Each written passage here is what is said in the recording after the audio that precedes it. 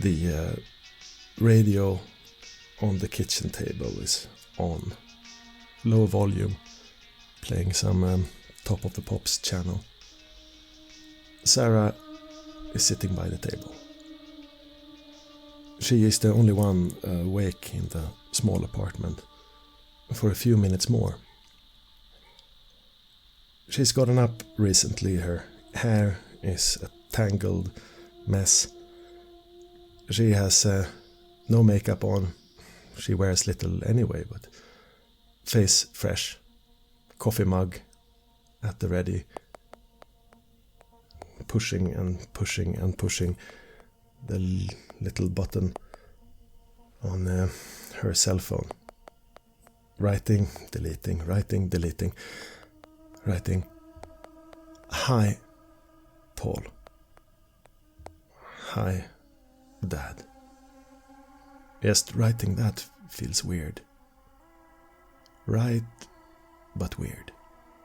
You see, I'm forced to pretend as soon as I'm home. And my friends, as far as they can be called friends, really don't get it. I live in this lie of a world where you're some kind of crazy killer. Or rather, in a world where you don't exist at all. We had a serious family talk, lawyers and all. Mum was still in the hospital and they told us it was best for her nerves is if I just don't talk about you anymore. I was so angry. What can I do? Who am I kidding? I can do lots. I can tell you I still know you as you were before all of this. I can tell you that I still believe that you are the same person, only... Gabrielle's phone rings. You are still in bed. The phone signal wakes you up. You see Sarah at the kitchen table. She looks away, leaves her phone and pretends to go to the bathroom, closing the door politely. Oh my god, have I slept with her in... Oh my god, I need to... This is I take the phone. Fuck, this is bad. Is it ringing or is it texting? It's ringing. Picking up. Who would call me? Good afternoon. I'm Lamala Johnson of HMP North Educational District. You've applied for our entry-level program. Yes. In Leeds. The thing is, we have an opening on short notice in York. Openings in Leeds are, the next one is in 2 weeks and then this one in a month. But we're taking people from the North District for this one. It's 45 minutes by train. Can you be there tomorrow morning at 10? Is that possible for you? In York, it is not Leeds. So this is a gathering of all the northern HMPs. So yeah. Is that a possibility? You're here on our waiting list, so that's why I'm calling you. Okay, now I have to ask: is she calling about the education or a position? About the education. And I that don't know about Britain, I need to kind of calculate how far. 45 minutes by train. It's also in the north. York, it's a university city. Yeah. I tell her. Sure, if I can do it, because otherwise it was a 2 weeks wait. Yeah, the next course in Leeds is in 2 weeks. It would be really, really, really good because we have this opening and it will be waste. We haven't been able to fill this spot and it's already tomorrow. We had a last-minute cancellation, so it would be really, really good. And you would be able to get a 2-week step up on your training periods and your practice periods and of course your employment as well. I should also tell you that 8 out of 10 who go through this education are gainfully employed within the HMP system. Yeah, okay, I accept. Thank you. That was really good. Good, perfect. We will put you up. So I have your name here as Gabrielle. What's your last name? Lewis. Great. All right, Gabrielle. I will see you tomorrow. I'll be at the administration desk. I'm not doing an education or anything like that, but see you tomorrow. Yeah, thank you. Thank you very much. Thank Have you. a nice evening. Bye-bye. York. Louis, what the fuck? Might be for the best not to give out your real name. Yes, but then I will need a fake identification of some kind. Maybe. You can probably blag it. But maybe. Maybe I can postpone it. I mean, I do have some dots in contacts. Maybe I could use some of those to get me on. I mean, you do know the system quite well. And could we have a no, it's an intelligence plus investigation. And remember instructions. Okay. Yeah, if this goes horribly, you will have a sort of a faulty image of what is required of you. So go for it. 2. Do I need to use willpower? Yeah, this is vastly adequate. You've interviewed enough, like rent-a-cops and screws, to know that not half of them could have gone through any sort of serious background checks. And you know for a fact that you can blag your way out of showing an ID for weeks and weeks. You're gonna have to give them some paperwork at some point, but they won't be harsh. You won't have a problem with that. Then I won't panic. I can turn my panic into No, that is not where the source of your panic should be. The source of a slight concern, at least, comes out of the bathroom. She's looking at her phone on the table. Good morning. You crashed out a little. I slept on the sofa. It was fine. It's I find a quilt. It was very warm and cozy. Okay.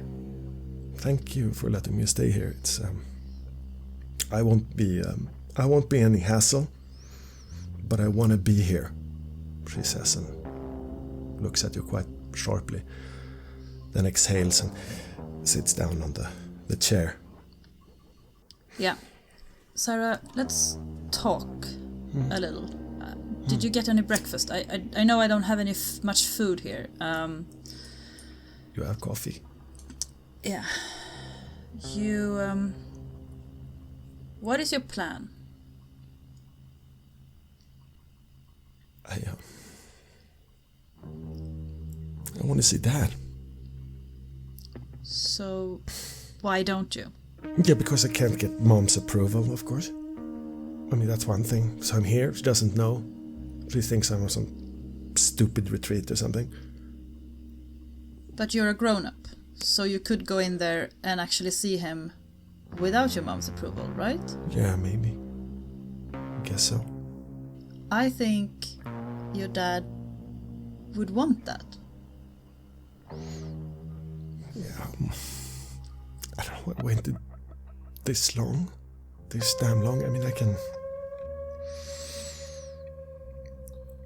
you imagine what it must be like being there? Forgotten by the world, or like despised by the world?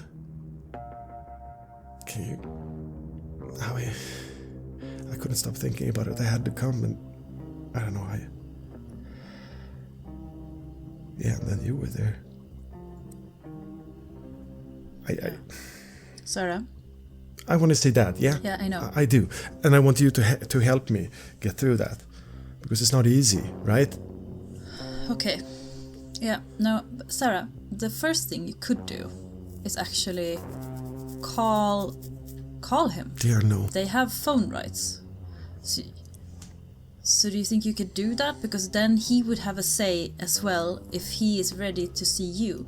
And I look at her also very kind of matter-of-factly to kind of try to like diffuse the situation so she won't get into hyper something emotions and stuff.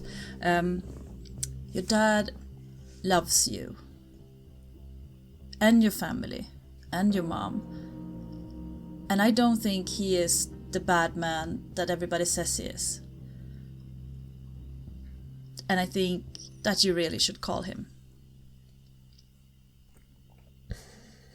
what I can't promise is that he is ready to see you or talk to you. But I think you should try anyway. I think he needs to hear your voice. And it's gonna be hard. Either way. It's gonna be hard. Yeah, what if he does some stupid martyr thing and just hangs up on me? I don't know if I could take that. I don't know if I could deal with that. I know. I will sit with you. And I will hold your hand doing it, and then if it goes well and he wants to talk to you, maybe I could also get to talk to him just for a minute.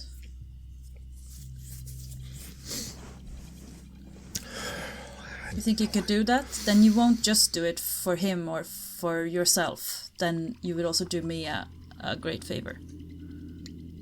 Her eyes flash around the room. It's bareness. She looks at you, the older woman she hardly trusts, hardly knows, but she thinks about it for a minute. Would you be so kind as to give us a charisma plus persuasion, please? Can I rouse my charisma? Because I have very little.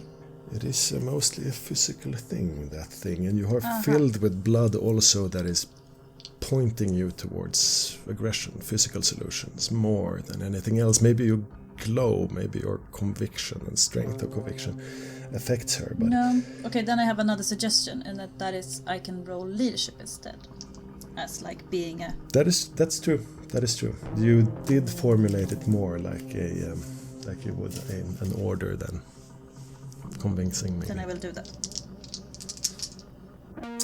3. All right.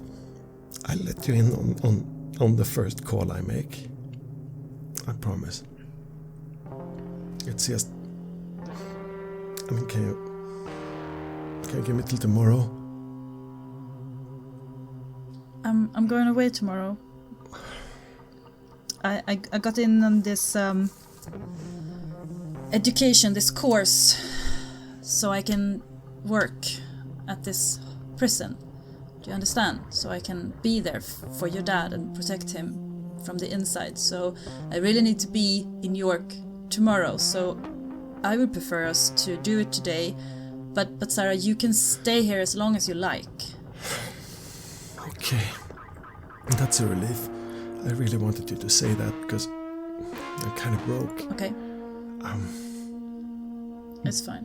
But this is important, and I'll help you. But can we do it tonight? Yeah. Let's do it tonight. Her thumb moves over the plastic keys of her phone. She's written the message. The phone goes to the delete button, and the letters disappear. I look in my pockets and kind of see if I have any money, and then I hopefully find like a £5 note or something, and I slids what I have over to her and say, go and get some food. Right. Anything in particular, or should I get us a couple of hot dogs and some sour cream? Anything. All right. And more coffee. Okay. Maybe some beer. Okay? You go now. All right. Okay. She looks around, grabs her jacket, throws it on her shoulders, grabs a couple of plastic bags from a drawer, waves and disappears down the stairs in a bit of a hurry. Yeah.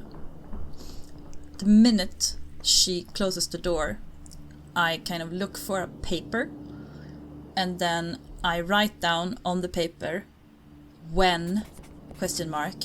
Where, and then I put the paper like on the outside of my door. because that's the only way I can think of to kind of contact this prince. They know where I live, obviously, and they contact me this way.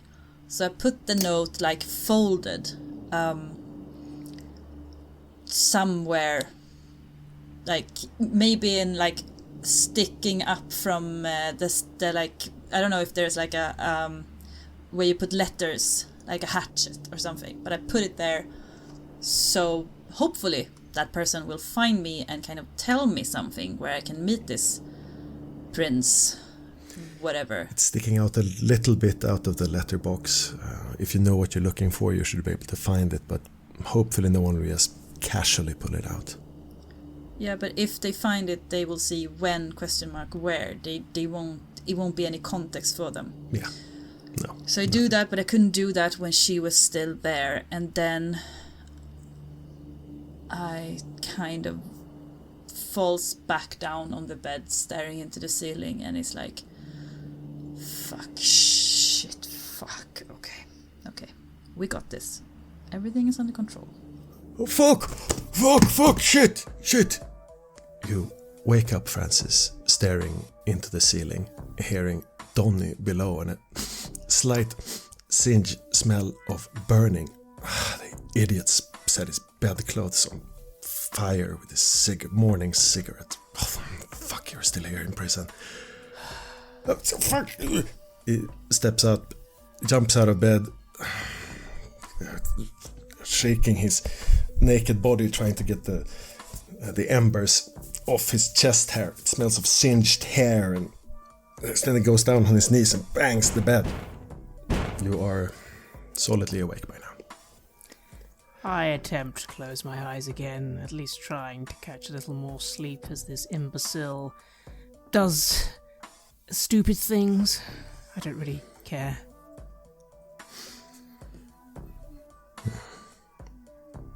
There's a short, joyous moment of quiet as he dries himself off in front of the mirror. Goes to the bathroom, and somewhere there you think you managed to catch a little tiny bit of more sleep until the sounds from the awakening Gaul can't really be blocked out anymore. A lot of coughing as smokers cough up pieces of phlegm, and someone singing, some playing the radio too loud, someone singing, someone crying. The irony is that actually I'm quite an early riser. Here, though, I just catch the sleep because I just cannot be bothered to endure this inane circus of ridiculous uselessness. Everything that happens here is pointless. Every single one of these people utterly pointless. But alas, to the madhouse, and I rise and dress. Not that I really need to change my clothing much anymore.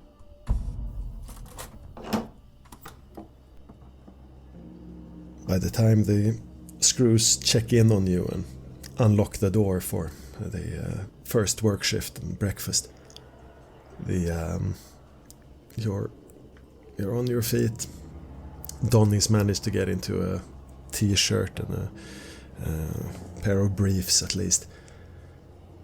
He's looking ashamed down on his sheets. He tries to pester the screw for an extra sheet, but it seems like Handlebars is not in a good morning mood. He just waves him off. Put it in the cafeteria, put the request in the cafeteria, okay? And moves on. The door is half ajar, the landing full of prisoners stretching and yawning. Can't you ask one of your companions for a spare sheet? Donny? Can do that. Well, it's the least they could do. You go and stab people for them. I say this very quietly. Surely they can give you a spare sheet, no? Yeah.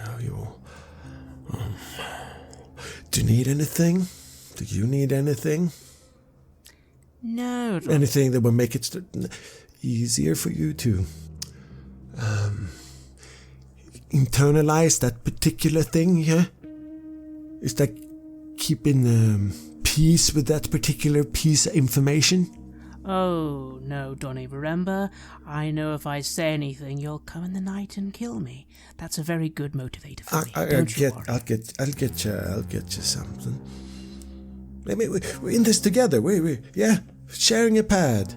He says as he retreats out to the landing, still dressed only in his shorts. One of the screws goes, "You, Donny, pants, Donny." He goes back into the cell, and you can move about without him.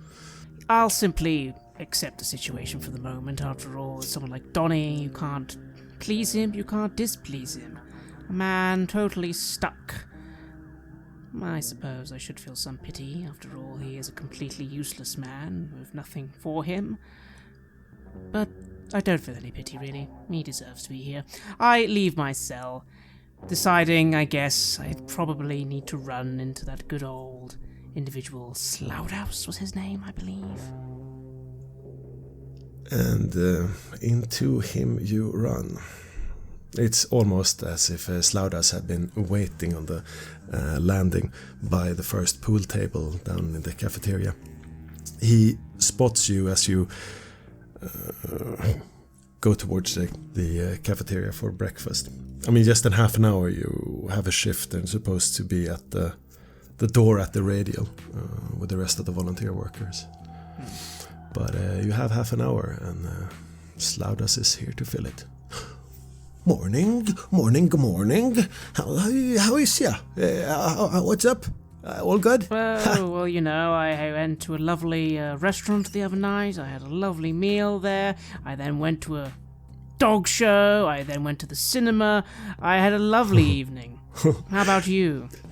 All of the best things in life, Governor. Sounds like very good you have every day. But today, well, you know what I think we should finagle for ourselves? We should get that game going, I think. I know. I have here. He turns around to pressboard shelf on the wall with boxes of backgammon and so on, and takes out a chess set made out of plastic. Well, excellent. But what about my opponent, the Richards fellow? Have you had a word with him yet? I thought that was your part of the whole thing. You're the organizer, I'm the entertainment. Yes. Be in. Be in B213. Be in the shop. Just after. Just evening association in the shop. It is all set up. It's all set up. He puts the chess set in your arms and fades away into the crowd, deftly avoiding you. I find myself trying to quickly remember the exact details. After all, it's not just chess. It was chess, but we had to play several games of chess at once, or chess and we had to slap each other or something. What was it I actually managed to get him down to in the end? You did manage to get him down to a boxing game with you did manage to get him down to a chess game with very serious consequences, as far as I remember. Excellent, yes. Good. Well, in that case, I'll hold my chess set, feeling very stupid holding a chess set in a prison, but I'll do my best to make it seem normal, and I will get ready to have my exciting game with the dangerous convict, Paul Richards. Your preparations must include a little bit of morning food, so in the line there's buzz, there's talk. Oh, so you see Tugwell today? I saw Tugwell yesterday. Whoa, you think he was looking not good. He's next in the infirmary, I think. Yeah, you heard that as well? Oh, he's lying up there puking. Like he's sick or something. Yeah. Someone has apparently fallen. kind of lean in a little, trying to eavesdrop. It's not hard. The discussion is more or less public. It seems like the gist of it is that a Geordie Tugwell in B664 was found during the morning with being sick, pale. It's unclear whether he's hurt himself, doesn't seem to be wounded or anything, but mysteriously sick is the word. One of the prisoners has even pulled up his t-shirt in front of his mouth. Fucking hepatitis plague or something, huh? There's fear, but mostly curiosity among the other prisoners. I kind of idly comment. What's wrong with this Tugwell? Throwing up? That could be quite nasty. I'm a doctor, don't you know? No, it's not thrown up. It's not thrown up. That's that bullshit. But yeah, he's looking a little bit like shoe leather. He's looking pale, yeah? Very bad. I saw once a guy been stabbed with stub many times. Yeah, a little blood clot was bleeding out all over the place, and he looked like that, but no cuts on him. No, none. So you're saying he looks like he's suffered a bloody wound, but he doesn't have a wound? That's a bit strange, isn't it? All sorts of things. Allergies, could be allergic to something, yes. Or it was something bad, you know. Internally, I make a note of this individual's name and his serial number. Perhaps he's on one of those blood bags. Perhaps he's their latest victim, although that does seem strange. Is that how they do things here? They drain the victim during the night and then deposit the blood into the blood bank? Interesting. I take note of it for now. Just as you see Paul for the first time up on the landing, you're being called over by the screws and the two other trustee prisoners who are going to the induction wing and the infirmary. And away you go. Paul, your cellmate is still wrapped up in cocoon-like shape when you snap your eyes open, not sure how much you've slept. He's just lying there, shaking very, very faintly. You can hear it in the bed. It's not enough to be irritating, but enough to bring a kind of tension. He's down there feeling sorry for himself as usual. And it's morning. I hesitate for the slightest second. Things going through my head are old memories. It's strange. Memories of war. Memories of Sierra Leone. Things I haven't thought about for a long time. I haven't been off the sleeping pills for such a long time as I have now either. I seem to sleep, but I'm still getting tired. Maybe it's shallow. Maybe it's not so deep. It's like I almost heard the gunfire just before my eyes opened. I get down, lift my t-shirt up, and I just look over the scars. How are they healing? Looking okay. Looking better. Yeah, it's looking a little better. The pain is still there. It's still caked, but some of it it's healing just fine. I'm trying out a bit of exercise. Some push-ups. It works. The hurt is not that bad as long as you don't lean in too hard and the crunch is on the left side. We can do this. I challenge it a little bit, pushing a little bit extra, then holding back as soon as I notice it's starting to hit that threshold of too much pain, but keeping it at this level of just bearable, see how far I can go on different things. Yeah, that stabs.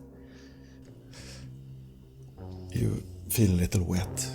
Yeah, that must have pushed the stitch a little bit. A little bit of faintly pink liquid. Yeah. As you look at these wounds on your body, what the dream comes back, or the recollection. What other scars do you have? I have in my leg, my loin, where a fragmentation grenade, a fragment from it embedded itself once. It was a nasty bit to get out and quite dangerous, a bit too close to the artery. But I didn't really suffer. I didn't get shot. Most of it are scrapes, old bruises, falling down, throwing myself through bushes to evade gunfire, not knowing where I'll land. Hurts and bits that scarred my face in places, but nothing that couldn't have passed for a slipped razor blade. It's ironic. These more deliberate injuries, knife stabs, weapons injuries, they're a first.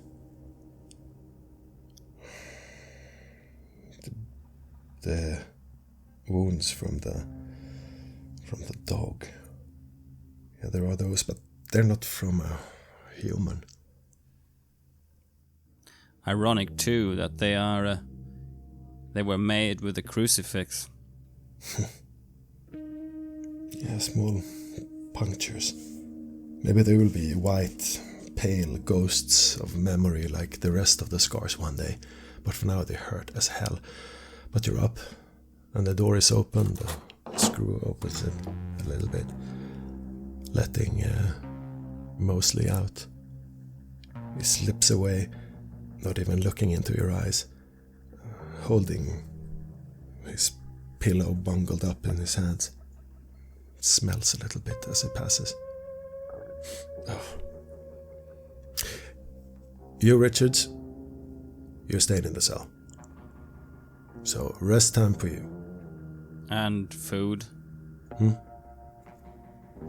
get it. We'll get it for you. Yeah, we'll bring up a telly as well. Thank you. I've not been sleeping too well. I know this is a normal thing, but I used to go on sleeping pills. I suppose is that something to come by here? Well, yeah. Yeah. Look, you can do this two ways. Either you go and do this through the infirmary. You ask for a time. I put you up for a time. You check it out. Or you go to B213 and you get some benzos under the counter from in there. Maybe. Either way. Thank you. Yeah. Richard, stay safe. And of course, I'll bring you something to ease the pain. I nod. One more thing. Do you want to talk to the trustee? Do you want to talk to a listener? I would like to go to the chapel when I can. Well, we'll make it happen. And you can have yard time as well. Maybe alone. One thing. And he flips some notes. Do you feel at the present time threatened? No. Do you feel any fear of retaliation from other prisoners? No. Good. You could, if you want, you can put an application for protected status. It's up to you. I look at this screw. Who is it? Mom? Handlebars? It's Handlebars. He's unusually sympathetic. Huh. I say thank you, I appreciate it. Look, you've been cut in my workplace. I think it would be negligent of me not to do my utmost to make you at least a bit comfortable. I nod, and I say, I think if they wanted to kill me, they'd have killed me. Yeah. I give a faint smile, and then I lie down on my back and I try to do another sit-up. Easy there. I'll bring you food soon. The cell door is locked again.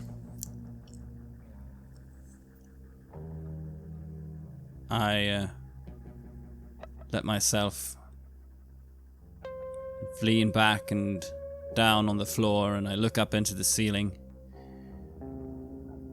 I've started making notes.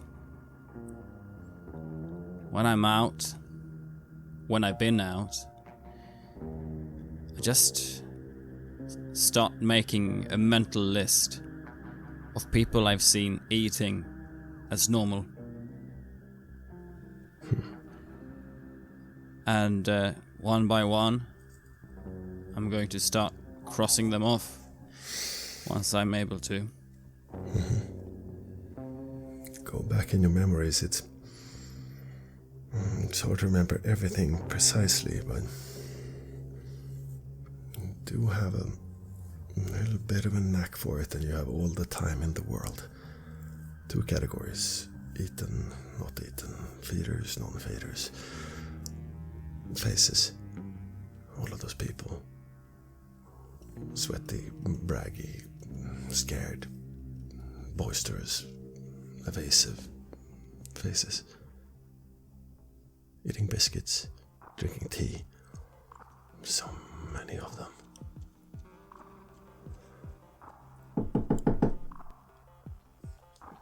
There's a knock on the door after maybe half an hour. Oi, get at the door. Come on. Come, Tavares, up. It's the Russian. I get up off the floor, and I go over and I lean against the door, and I say, I'm here. Good. So, you're in there for the duration. What shall we do? What next? Let's start making notes of habits. See what people don't sleep, or people that try and sleep overly much during the day that don't get out. People that don't eat. Basic ideas. We need to make some sort of database over this. I'm not sure how to keep notes. Database. Oh, my friend, you are very funny. You keep track of this. I'll keep eyes peeled. Worry not. But you call it database. I call it knowing the place. Yeah. This place harder for me to know maybe than you to know. Some other people here I could talk to. I see one on A landing. Maybe I could ask for things. Otherwise, I don't know. What say you? I see him also, Francis, down there right now. He's down. He's holding a chess set and being in the line for a coffee right now. Shall I contact him something? Yeah, you can let him know that that's what I'm starting to do. Right. Also tell him this. Zealous allies are enemies. He leans in. Come again? What did you say? let him know that I've started making a list. What should I say about the case? The drinking? Our suspicions? Well, do we have any? My friend, don't be fooled. If someone loses blood like this here, we know what is happening. Yes, but we don't know who. No, and therefore we find out, yes. Process of elimination, all good. But what happens? What happens if it gets worse? How we know? We know it's on this landing. It's not theoretical. It's right here, man. Right here. And I want to give him something that will prove that he is an ally, so that Francis will understand, because he's not spoken to this person before. So I tell him a detail of the investigation that we did back in the base outside of London, that Francis, only one of us, would know. Something springs to mind. A tune comes whispering. Yeah, it never made public news. The karaoke, Phil Collins' obsession, it never went out there. That is one thing that only you and Francis know, outside of that close-knit team. And the tracking of her eyeballs as she was giving us the messages of... Yes, that too. The hunter is a drinker. Yeah, that one. No one can know that.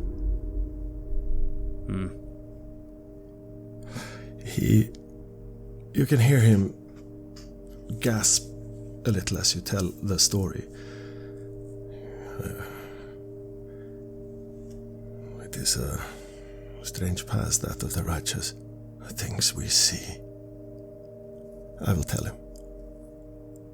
Good. And I'll update you about supplies, things. What do you think phone should we go through? Try for it?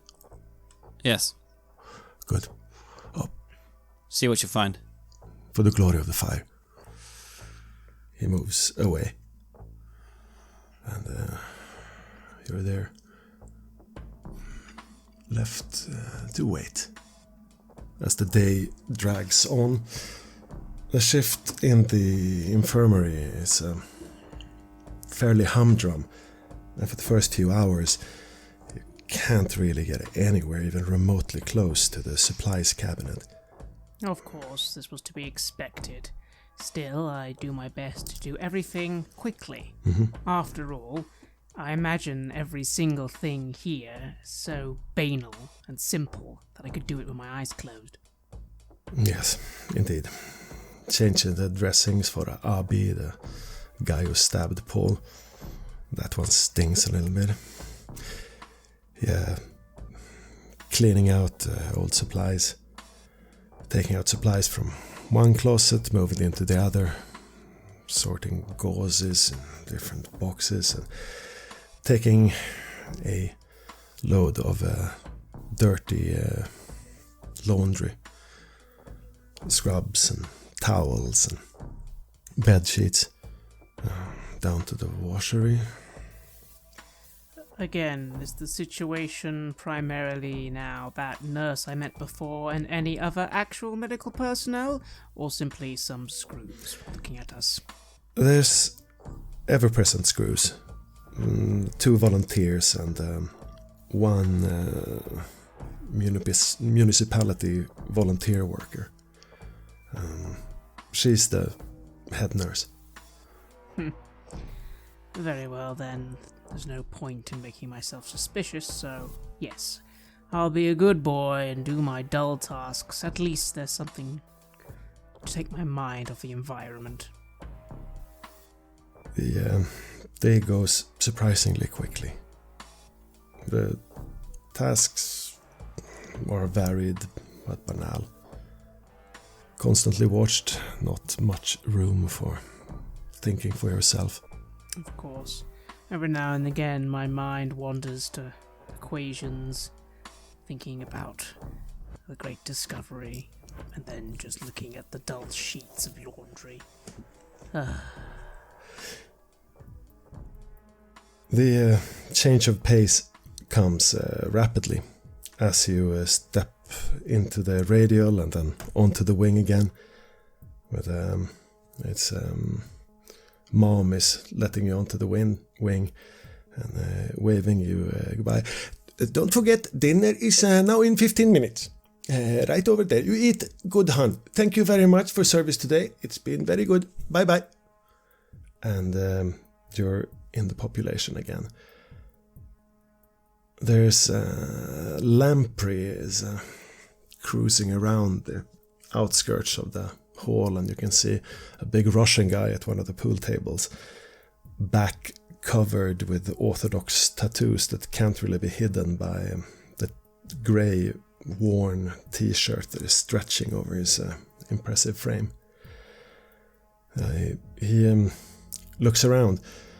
See, Lamprey meets your eyes first and starts heading towards you, but then Russian stands up, and Lamprey sort of just thinks of something else and goes the other way across the hall, whereas the Russian heads towards you and starts walking beside you as you move to the landing.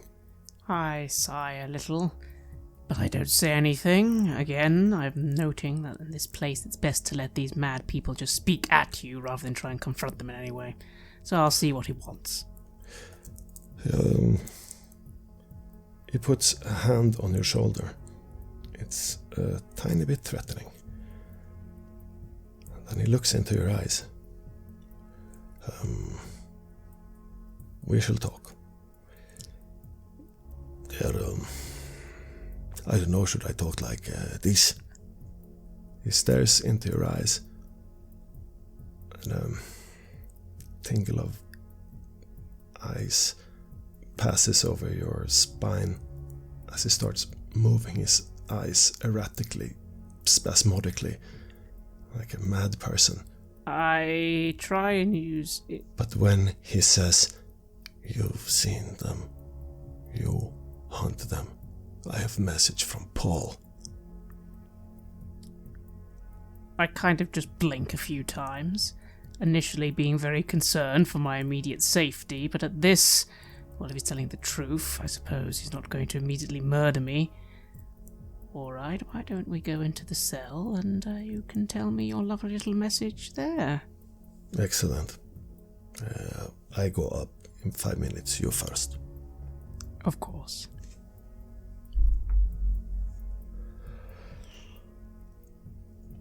Alright. Yeah, you get back to the cell. Still empty. No sign of Donnie. Good. Fortunately. I'm waiting. Yeah, you could see the door to Paul's cell was closed as you saw it, but yeah, maybe he should be out for dinner. And there's the knock. The Russian is at the door. I let this man in. As I do, I quietly remark, "Well, I'm not very familiar with Paul Richards, but I have been wanting to speak with him. But if you have a message, then I guess I'll listen to the message."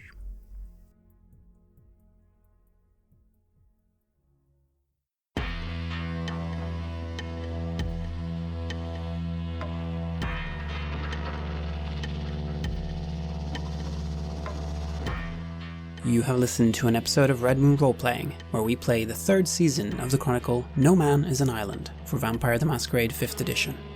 Our storyteller was Martin Ericsson. We were also joined by Anna-Karin Linder. The music was created by Lola Zaza, and the sound effects are from the fine folks at freesound.org, zapsplat.com, and Sirenscape. We'd like to give massive thanks to our champions of the Red Moon: Martin Heuschober, Nastasia Raulerson, Simon Cooper, David, Julia, Camilla, Ludwig Manford, Bob Lange, Julián, Cameron, Ryan F., and Xabier for their generous support. And we'd of course also like to thank all of our other patrons. Without your support, the show would not be possible. If you want to support our work, please check us out on Patreon. You can get access to bonus campaigns for Cult of Divinity Lost and Coriolis there, as well as get early and raw access to all of our recordings. You can also hear your name read on the show as a champion of the Red Moon, as well as play Cult with us. Most importantly, that support is what keeps the show going, so do check us out there. And remember, death is not the end.